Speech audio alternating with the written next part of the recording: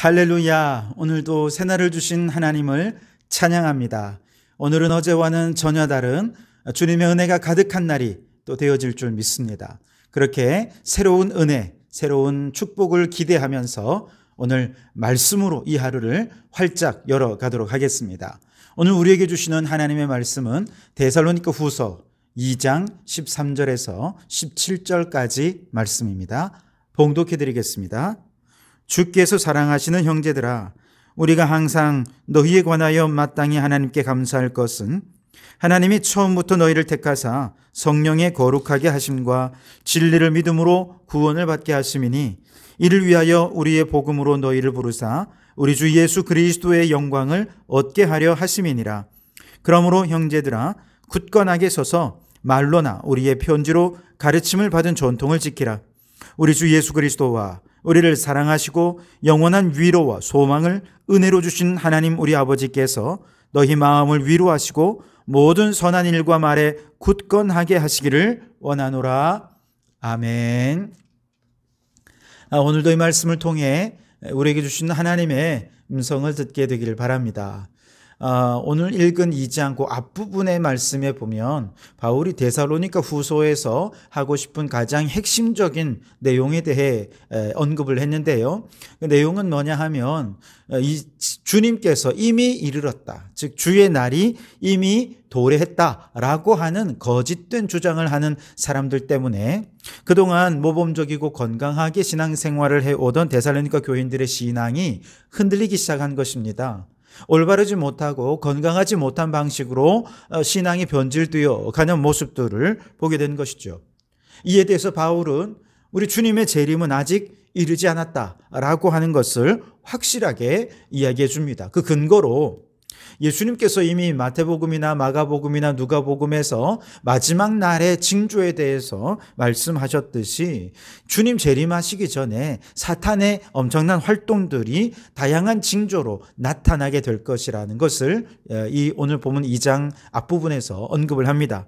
바울이 예를 든 것은 배교하는 일이 있거나 아니면 불의하는 일이 있거나 혹은 거짓으로 속이는 속임수가 있거나 혹은 자신을 하나님이라고 내세우는 사람들이 일어나거나 하는 이런 여러 가지 일들이 일어나는 것이죠. 그런데 이러한 여러 미혹의 역사들이 물론 없는 건 아닐 것입니다만 아직 종말에 이를 정도로 그렇게 확연히 나타날 정도는 아니다. 그러니 아직 주님의 재림은 이르지 않았다. 그러나 곧 오실 것이니 주님 재림을 기다리고 신앙생활을 올바르게 건강하게 해야 된다. 이런 얘기를 지난 시간에 했습니다.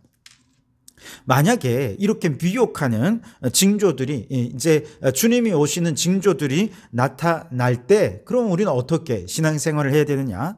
바로 이런 상황 속에서 우리 건강한 종말론을 가진 성도들이라고 하면 이런 거짓된 종말론에 미혹되어서는 안 됩니다.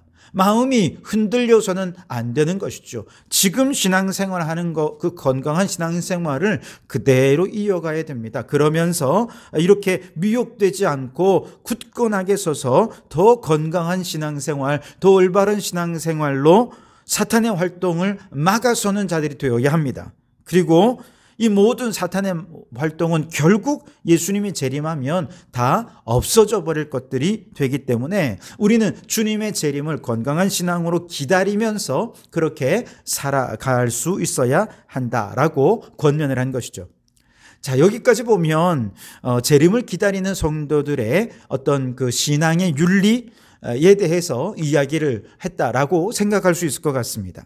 그래서 성도들이 저런 마귀의 활동에 미혹되지 말고 또 그런 마귀의 활동을 막아서는 것도 성도들이 막아서야 되고 예수님 재림하시는 것도 성도들이 기다리는 그런 종말의 삶을 살아야 한다 하면서 이 모든 것에 성도들이 주어가 되고 있는 듯한 인상을 주게 됩니다.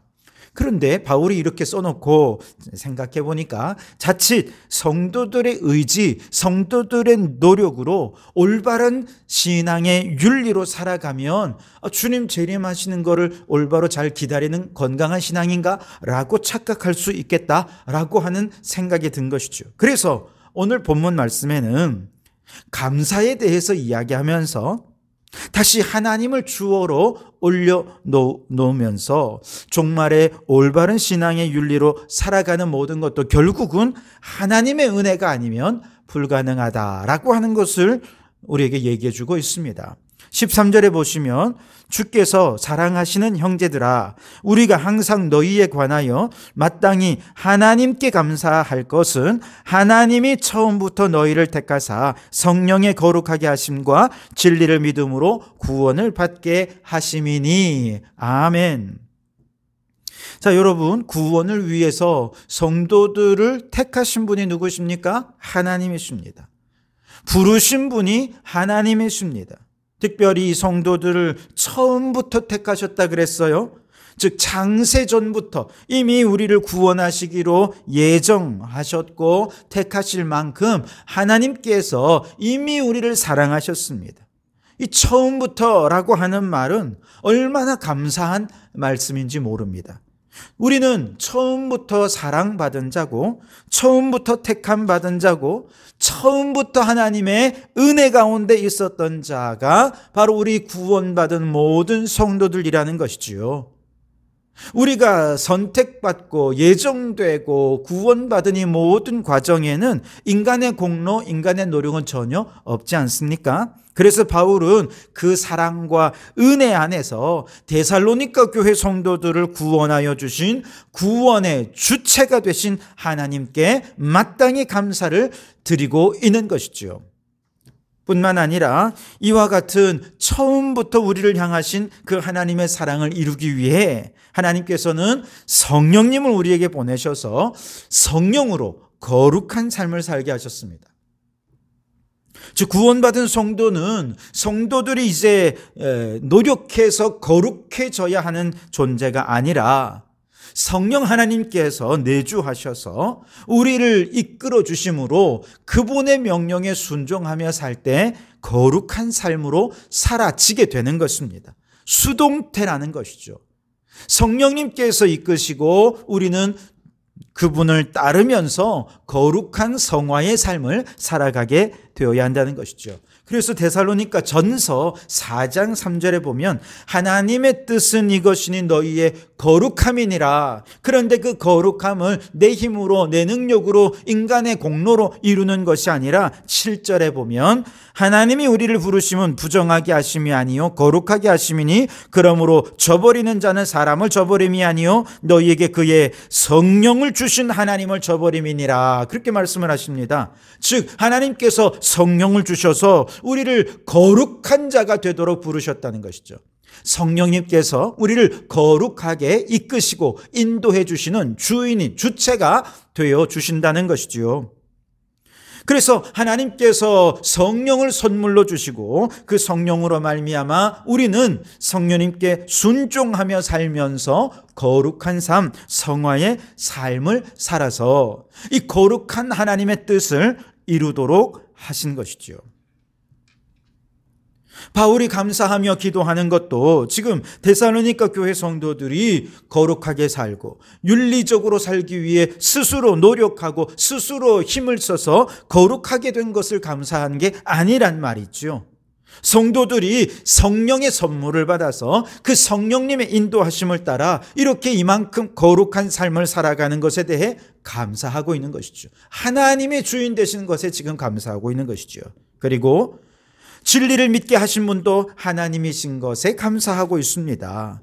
그래서 2장 앞부분에서 언급한 대로 종말의 때에 사탄 마귀는 모든 능력과 표적과 거짓 기적과 불의의 모든 속임으로 사람들로 하여금 이 거짓 것을 믿게 할 것이다. 그렇게 말씀을 했거든요. 그런데 사실 하나님께서는 바로 이러한 사탄의 활동조차도 사용하셔서 거짓 것에 미혹되어서 넘어가는 불의한 자들, 멸망하는 자들과 또 이 미혹에 넘어지지 아니하는 하나님의 백성들을 분별하신다는 것이죠. 구원받기로 처음부터 예정되고 선택된 사람들은 사탄이 활동하는 것을 통해 미혹되거나 넘어지기보다 오히려 거짓과 진리를 더 분명하게 분별하게 되어서 진리가 더 확실하게 믿어지는 계기가 될 수 있다는 것이죠. 그런데 데살로니가 교회 성도들은 이런 사탄의 거짓 미혹 활동에 넘어가지 않고 진리를 잘 분별해서 믿어지도록 하나님께서 믿음을 선물로 주시고 은혜를 선물로 주셨으니 너무너무 감사하다, 하나님께 마땅히 감사해야 된다라고 감사의 기도를 드리고 있는 것입니다. 이때 진리가 믿어지는 믿음도 하나님의 선물인데, 이 믿음을 주시기 훨씬 전부터 하나님은 벌써 그를 구원하시기로 예정하시고 선택하시고 그리고 섭리하셔서 그들에게 믿음을 주심으로 그들이 예수님을 믿고 구원받아 오늘 성도로 세워져 있게 된 것이죠. 이처럼 처음부터 선택하시고 진리가 믿어져서 구원하시고 나아가 성령으로 거룩한 삶을 살게 하시니 모든 것의 주체는 누구입니까? 인간이 아닙니다. 하나님이십니다. 그러니 하나님께 감사, 찬양하며 살아가야 하는 것이지요.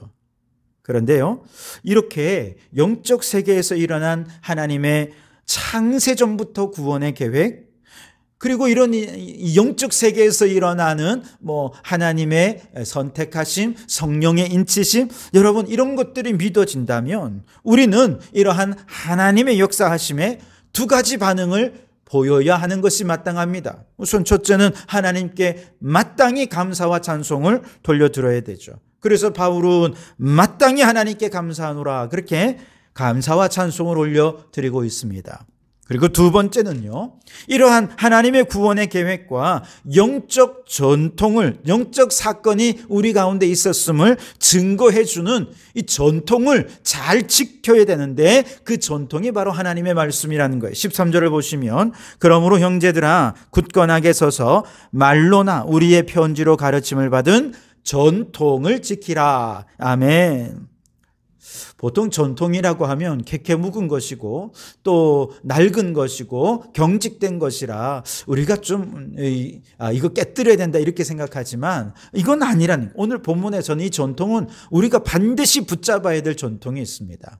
버려서는 안 되는, 이것은 반드시 지키고 유지하고 그리고 그대로 살아내어야 할 전통이 있는데, 그게 뭐냐? 자, 에베소서 말씀에 보면 지혜와 계시의 영을 받아서 바울이 마음의 눈이 밝아지니까 영적 세계에서 일어나는 하나님의 예정하심, 성자 예수님의 속량하심, 성령님의 인치심 같은 아주 놀라운 영적이고 우주적인 사건들이 이제 막 깨달아지기 시작하는 것입니다.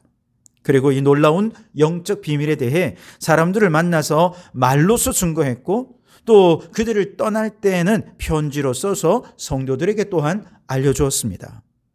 그리고 바울의 이 편지가 오늘날 하나님의 뜻이 밝히 드러난 하나님의 말씀, 성경이 된 것 아니겠습니까? 바울이 이 편지를 쓸 때만 해도 성경이 되리라고는 상상도 못했겠죠. 하지만 후대 사람들이 수많은 이단들과의 싸움과 논쟁을 거치면서 그 편지의 내용을 보니 이건 그 어떤 글보다도, 어떤 편지보다도 하나님의 뜻이 가장 잘 드러나 있는